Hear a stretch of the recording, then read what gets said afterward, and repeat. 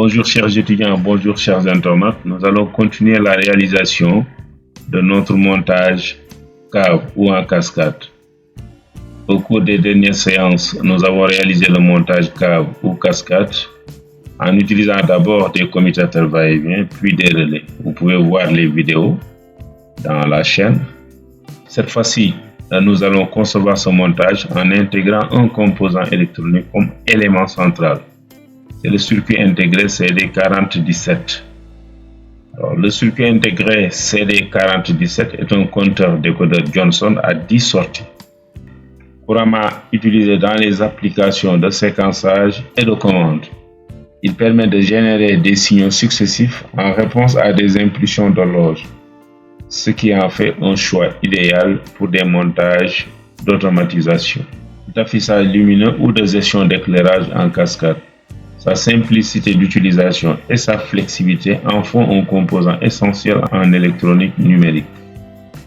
Nous allons ensemble réaliser le montage pas à pas. Nous allons réaliser le montage, mais cette fois-ci, on va le faire avec le logiciel Proteus. Pour les deux montages précédents, c'est-à-dire le montage qui utilisait les commutateurs va-et-vient, on l'a fait avec le logiciel Schemaplink. Pour le montage à relais aussi, on l'a fait avec ce même logiciel. Maintenant, cette fois-ci, comme c'est de l'électronique, on va le faire avec le logiciel Proteus. Alors, nous allons commencer à chercher des boutons poussoirs. Donc, je vais saisir ici button. On en a besoin de 3 boutons poussoirs. Je vais zoomer un peu.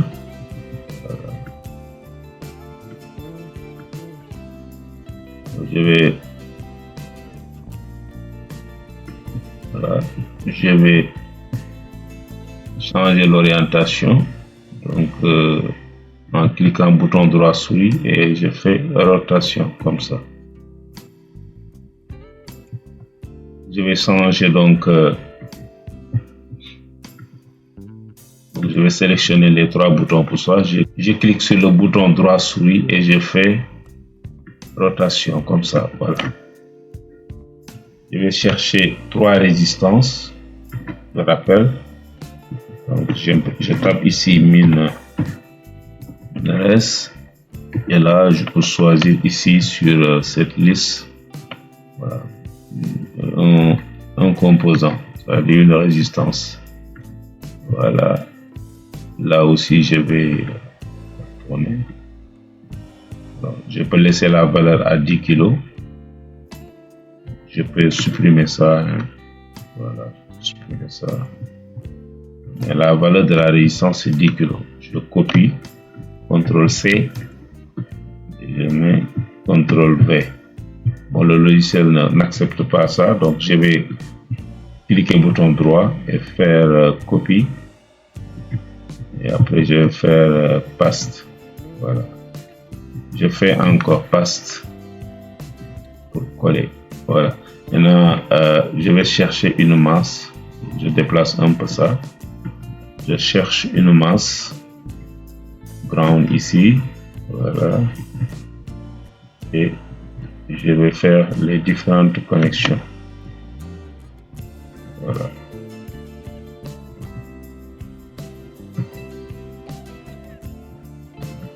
Voilà. Déplacer un peu. Voilà. Alors je vais mettre power ici. Comme je veux des impulsions à l'état haut. Donc voilà le montage qu'il faut.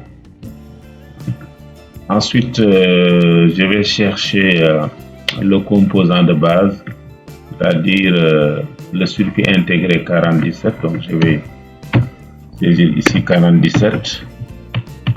Voilà, donc je prends celui qu'il me propose. Voilà, voilà le circuit intégré. Donc qui a une entrée horloge ici, une entrée enable qu'on doit mettre à la masse. Ici une entrée de mise à 0, c'est-à-dire que si le compteur atteint un certain nombre, on peut mettre à 0. Donc c'est-à-dire à tout instant, on peut mettre ici par exemple un bouton poussoir Et ce bouton pour ça permet de mettre le compteur à 0. Ici, c'est une sortie CO qui permet de monter en cascade des décodeurs 47. Voilà les sorties qui sont là. Donc, à chaque impulsion, les sorties vont évoluer jusqu'à 9. Voilà. Donc, ce que je vais faire, je vais mettre bloc ici. Voilà. Je vais câbler ça ici. Voilà. Et voilà. Pour le moment, je vais utiliser un seul bouton poussoir, celui-là. Et ensuite, je mettrai les 3 boutons poussoirs. Alors, je vais copier ici pour pouvoir câbler le bouton remise à 0. Donc, copie. Et là, je mets passe. Je vais soulever un peu. Voilà. Donc, ça, je peux enlever. Là. Donc, et là, je vais mettre une masse ground ici. Voilà. Ensuite, ça, je mets ça à l'entrée remise à 0. Voilà. Et je mets power ici. Voilà. Ensuite, je vais chercher donc des LED. Donc, à la place des lampes à incandescence, je vais mettre des LED. Voilà. Et dans un prochain montage, on va utiliser des relais pour pouvoir utiliser des lampes de 220 volts. Alors, je vais chercher donc LED verte. Voilà. Voilà. Donc, j'ai une LED ici. Donc, je vais supprimer cette partie. Voilà. Je peux même enlever ça. Je vais copier ça. Copie. Si j'en ai besoin de 3, copie. On passe. Voilà. Ensuite, passe encore. Voilà. Donc, voilà mes 3 LED. Alors, les LED devront être protégés par des résistances. Voilà. Donc, je prends une résistance ici. Voilà. Donc, j'enlève aussi. Donc, je mets une résistance de 220 ohms. Voilà. Et bon, je peux enlever R1 là. Voilà. Je copie cette même résistance comme j'ai déjà mis la valeur à l'intérieur. Voilà, je vais faire paste. Voilà. Je prends aussi la 3e sortie paste ici. Voilà. Alors, maintenant, je vais câbler ici. Voilà. Pour chaque LED. Alors, les résistances, donc, la valeur, c'est 220. Pour chaque résistance, donc, c'est une résistance de 220 ohms. Voilà. Bien que j'ai supprimé l'indication ici, mais si je clique ici, je vois la valeur de la résistance, c'est 220 ohms. Alors maintenant, je vais mettre une masse ground ici. Voilà.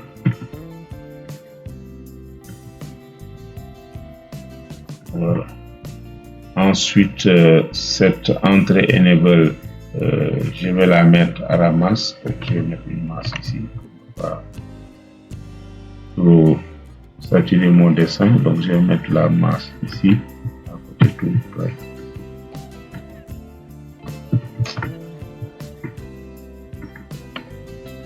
Voilà, donc je vais mettre la masse ici. Voilà. Voilà. Maintenant, je vais simuler avec le seul bouton poussoir pour voir. Voilà, donc je vais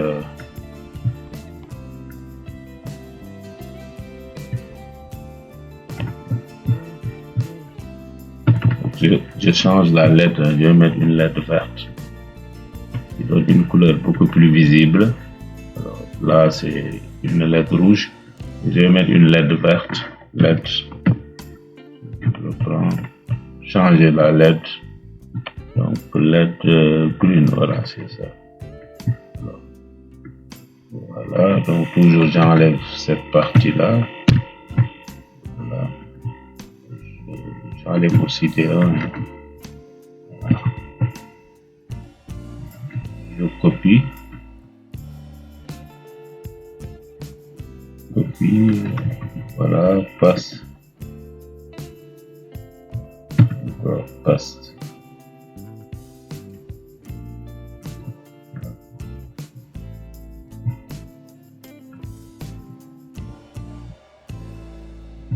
Voilà, donc je reprends les connexions.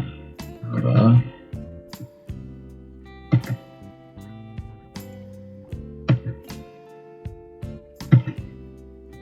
Voilà. Alors on va simuler pour voir.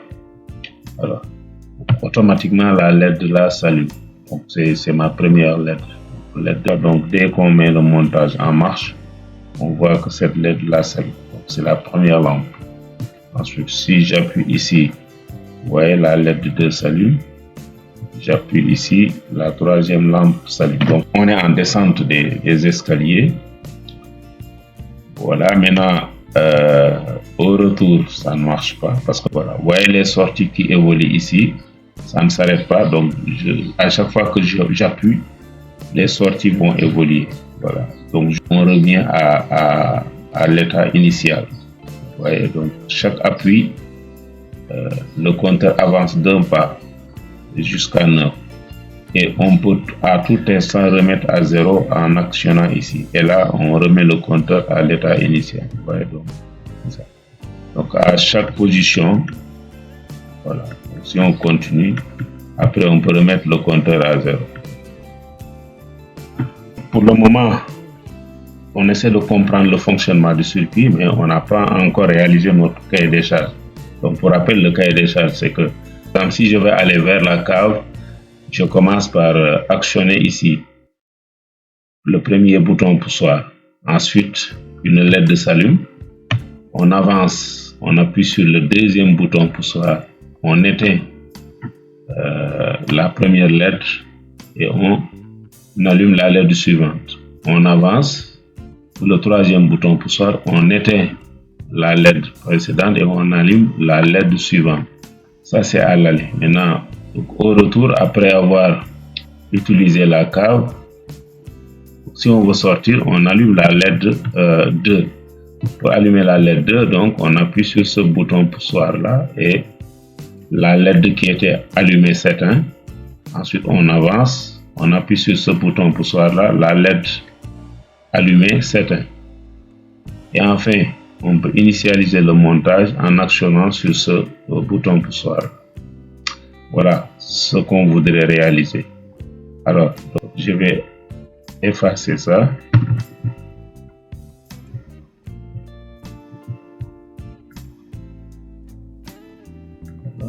Ensuite, je vais chercher une porte logique ou avec 3 entrées. Donc, je tape ici OR.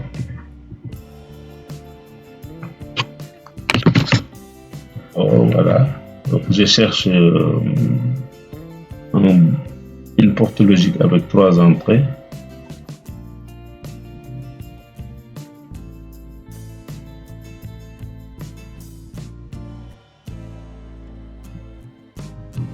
C'est pas ça. On avance. Voilà, donc ça c'est bon. On prend cette porte logique. Je vais déplacer ça ici. Voilà. Alors donc je vais mettre ça à l'entrée clock. Voilà. On va utiliser ça comme bouton poussoir, ça, voilà, et ça. Donc voilà, voilà.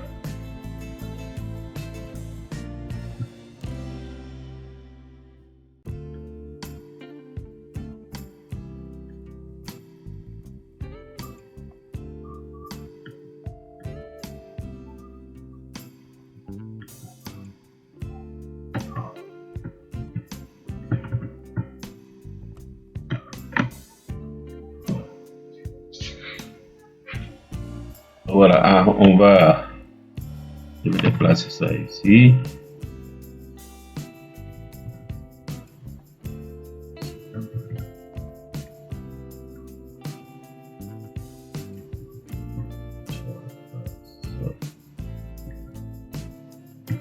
Maintenant, je vais voir est-ce que ça marche. Donc voilà, donc ça c'est gênant, mais on va le régler après. Donc voilà, premier, ok, ok. Alors si on retourne, ça ne marche pas. Voilà, on voit toujours que les sorties évoluent. Voilà, donc ça c'est un problème. Voilà. Alors, donc on va essayer de solutionner ce problème. Alors ce que je vais faire, je vais avancer ça un peu.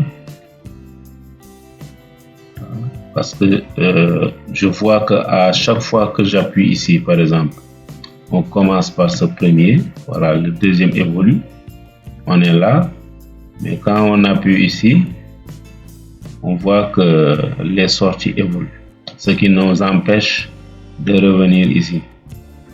Voilà, parce que si vous appuyez, ça va continuer. Alors ce qu'on va faire, on va enlever ça. Et on va mettre par exemple ici une porte logique OR. Là, on va mettre ici OR. On va chercher une porte logique à 2 entrées. Voilà. Donc je vais faire ça. Donc je vais prendre ça. Donc ça, je le laisse comme tel. Voilà. Et maintenant, bon, je vais le descendre ici. Et là, pour la deuxième entrée, donc je vais faire ça. Pour la deuxième lettre, donc je connecte ça. Je vais mettre une autre porte logique OR, c'est une fonction OU, donc que je vais mettre là. Et maintenant, je vais prendre ça. Donc ça dit que donc ça fonctionne avec les deux sorties.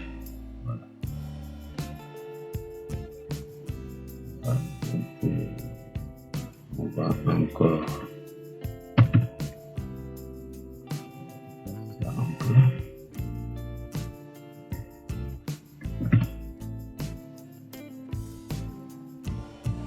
On va avoir de la place.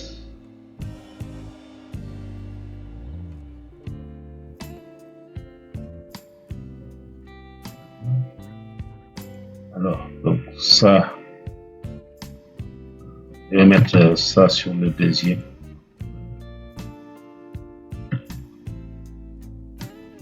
Après, je vais voir comment ça fonctionne et ça me permettra d'ajuster un peu. Là, je vais le mettre ici. Ensuite, ça, je vais mettre ça sur la troisième ici. Donc, non. Alors, donc ça, c'est bon. Donc, je vais prendre ça. Et je vais mettre ça sur la quatrième sortie. Donc, ici. Je vais essayer de mettre ça là. Voilà. Ensuite, cette sortie, je vais la mettre, voilà. Donc, je prends ça, je la mets ici. Maintenant, voilà une évolution. Maintenant, je vais prendre ça et je vais mettre ça ici.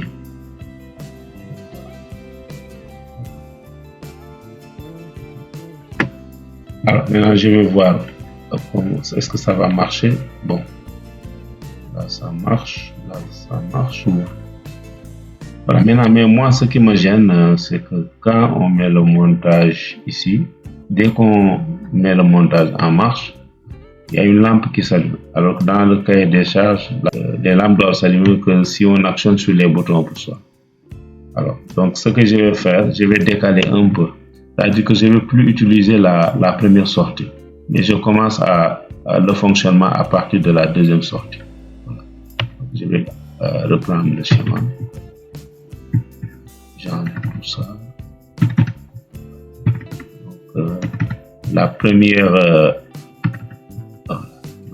pour la première LED, donc j'utilise la deuxième sortie. Maintenant, cette sortie va être pour la deuxième LED. On va utiliser la troisième sortie et ici, on va utiliser cette sortie-là. Ensuite, là, je vais utiliser, voilà, et je vais utiliser ça. Voilà. Alors, je vais voir est-ce que ça marche. Donc, on va aller dans la cave. Donc, on appuie sur ce bouton. Voilà. On avance, on appuie sur ce bouton. Donc, on éteint la LED qui est allumée et la lampe suivante s'allume. Ensuite, on appuie ici. Voilà. Donc là, ça marche à l'aller. Au retour maintenant, j'appuie ici, ça marche. Et enfin, j'appuie là. Donc, je vais initialiser à partir de là. Donc, à l'aller, je vais appuyer ici. Ça marche. Voilà. Et voilà.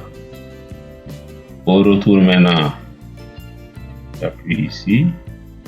Et j'appuie là. Donc, c'est cette LED-là qui devrait s'allumer. Regardez bien. Donc, je vais initialiser. À l'aller, je vais appuyer là. Voilà.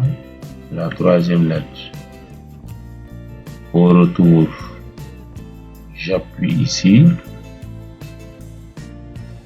Et quand j'appuie là, c'est cette LED-là qui doit s'allumer. Je vais appuyer là. On revient là. Alors, donc, on va corriger ça. Alors, comment corriger ça? Nous allons voir les combinaisons possibles qui permettent d'allumer les LED. Alors, nous avons ici le schéma. Alors, donc, on va voir les combinaisons possibles qu'on aura ici au niveau des sorties Q0 jusqu'à Q9. Ce sont les sorties qui doivent pouvoir allumer les LED LD1, LD2 et LD3.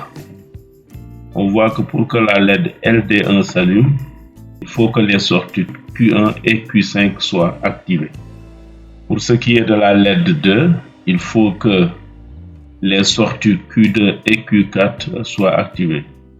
Et enfin, pour la LED LD3, là, il faut simplement que la sortie Q3 soit activée. Donc, on va compléter le schéma en mettant les conditions qui permettent de pouvoir allumer les LED D1, D2 et D3 en fonction des sorties Q0 jusqu'à Q9. Donc, on va utiliser une fonction logique OR. On commence par la LED LD1, c'est-à-dire cette LED-là. On a dit que pour que cette LED s'allume, il faut que les sorties Q1 et Q5 soient activées. On va chercher une porte logique OR qui est déjà là. Voilà, donc on a ici une porte logique OR. Voilà. Alors, maintenant, pour que la LED LD1 s'allume, on nous a dit qu'il faut que les sorties Q1 et Q5 soient activées. Alors, sortie Q1, c'est ici. Et Q5. Q5 est là. Voilà. Maintenant, pour ce qui est de la LED LD2, LD2 s'allume pour les sorties Q2 et Q4. Donc, il faut que les sorties Q2 et Q4 soient actives. Donc, Q2, on va mettre une porte logique OR ici. On peut faire ça ici. Donc, on va connecter la LED LD2 qui est là. Pour que cette LED LD2 s'allume, on va prendre les sorties Q2 et Q4. Enfin, maintenant, pour la LED LD3, pour que la LED LD3 s'allume, il faut que la sortie Q3 soit active. On va prendre la sortie Q3 qui est là. Cette sortie-là qui active la LED LD3. Maintenant, on va passer à la simulation pour voir le fonctionnement de notre montage en fonction de notre cahier des charges. Donc, on va commencer la simulation pour voir le fonctionnement de notre système. Donc, le système doit fonctionner avec les conditions décrites dans le cahier des charges. C'est-à-dire que si on actionne ici sur S1, c'est-à-dire le premier bouton poussoir, la LED LD1 doit s'allumer. C'est-à-dire on est en phase aller, on est en train de descendre vers la cave. On actionne sur le bouton poussoir qui est là, S2. Donc c'est la LED LD2 qui doit s'allumer. Et à l'approche de la cave, nous avons le bouton poussoir S3. Quand on appuie sur le bouton poussoir S3, c'est la LED LD3 qui doit s'allumer. Et cette LED-là est placée à l'intérieur de la cave. Donc, au retour maintenant, c'est-à-dire en montant les escaliers, on doit actionner sur S2. L'action sur S2 doit éteindre LD1 et allumer LD2. Maintenant, à la fin, on actionne sur ce bouton poussoir S1 et là, on va éteindre LD2 et allumer LD1. Et enfin, si on actionne sur ce bouton poussoir, c'est la dernière lampe qui va s'éteindre, c'est cette LED-là, c'est-à-dire LD1. On va commencer la simulation. À l'aller, on actionne ici, nous avons LD1 qui s'allume. On actionne ici, nous avons cette LED-là qui s'allume, LD2. On actionne ici et on a la LED LD3 qui s'allume. Maintenant, au retour, on actionne sur S2. On éteint LD3 et on allume LD1. Et là, on allume LD1 et on éteint LD2. Et pour éteindre la LED LD2, on actionne sur ce bouton poussoir. Voilà. Le cycle est terminé. Si on veut revenir à la cave, on fait ça. Voilà. Voilà. Au retour. Et à la fin, on actionne ici. Voilà. Donc, voilà.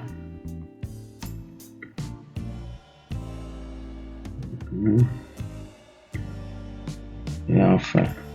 Alors maintenant, nous avons un inconvénient qui n'est pas du tout un inconvénient majeur parce que les différents boutons poussoirs sont alignés le long des escaliers et sont distants de quelques mètres. Ce qui veut dire qu'on ne peut pas les actionner simultanément. C'est-à-dire la personne qui descend vers la cave ou bien qui remonte ne peut pas actionner simultanément les trois boutons poussoirs. Mais quelqu'un d'autre peut actionner sur un bouton poussoir et bouleverser le système. Par exemple, on est en train de descendre les escaliers. J'actionne ici. Voilà, là. Voilà, et on est dans la cave maintenant. Une autre personne peut actionner par exemple sur ce bouton poussoir. Qu'est-ce qui se passe? Il va éteindre la lampe qui est au niveau de la cave. Mais là, la personne qui est dans la cave peut remettre l'éclairage en actionnant ici. Dans la prochaine vidéo, on va solutionner ce problème. On fera le nécessaire pour que les conditions qui sont dans le cahier des charges, c'est-à-dire les conditions que je viens de décrire sur ces boutons poussoirs, que ces conditions soient les seules à pouvoir faire fonctionner les LED. On fera ça dans la prochaine vidéo. Je vous remercie et à bientôt pour la prochaine vidéo sur ce thème.